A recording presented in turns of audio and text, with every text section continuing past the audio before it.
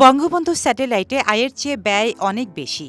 ফলে লোকসানে আছে স্যাটেলাইটটির পরিচালনাকারী সরকারি প্রতিষ্ঠান বাংলাদেশ স্যাটেলাইট কোম্পানি লিমিটেড। যদিও কৌশলে তারা নিজেদের লাভবান দেখাচ্ছে। বিএসসিএল এর সর্বশেষ নিরীক্ষা প্রতিবেদন অনুযায়ী কোম্পানিটির মুনাফা ৮৫ কোটি টাকা। যদিও মুনাফার এই হিসাব করার ক্ষেত্রে স্যাটেলাইটের অপচয় ধরা হয়নি। অপচয় ধরা হলে মুনাফার বদলে লোকসান দাঁড়াবে প্রায় ৬৬ কোটি টাকা। আগের অর্থ বছরেও প্রায় সমপরিমাণ লোকসান ছিল। লাভ লোকসানের হিসাবের ক্ষেত্রে সম্পদের স্থায়িত্বের বিপরীতে বছর বছর অপচয় দেখাতে হয়। ধরা যাক একটি গাড়ির দাম ১০ লাখ টাকা। এটি ব্যবহার করা যাবে ১০ বছর। তাহলে বছরে গাড়িটির অপচয় দাঁড়াবে ১ লাখ টাকা। বঙ্গবন্ধু স্যাটেলাইটের মেয়াদ ১৫ বছর।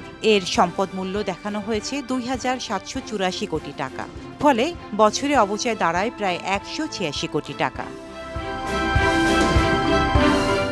এবার বিটিআরসির নিরীক্ষা প্রতিবেদনে বঙ্গবন্ধু স্যাটেলাইট বাবদ কোনো সম্পদ দেখানো হয়নি। আগের অর্থ বছরগুলোতে দেখানো হয়েছিল।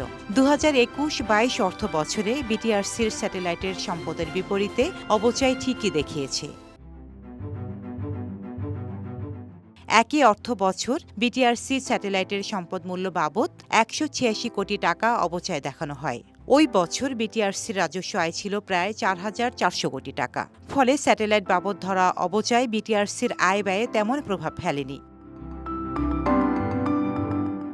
বাংলাদেশ টেলিযোগাযোগ নিয়ন্ত্রণ কমিশনের প্রকল্পের মাধ্যমে ২০১৮ সালে বঙ্গবন্ধু স্যাটেলাইট উৎক্ষেপণ করা হয়। ২০২২ সালের ৩১ জানুয়ারি এর মালিকানা হস্তান্তর করা হয় নতুন কোম্পানি বিএসসিএল এর কাছে।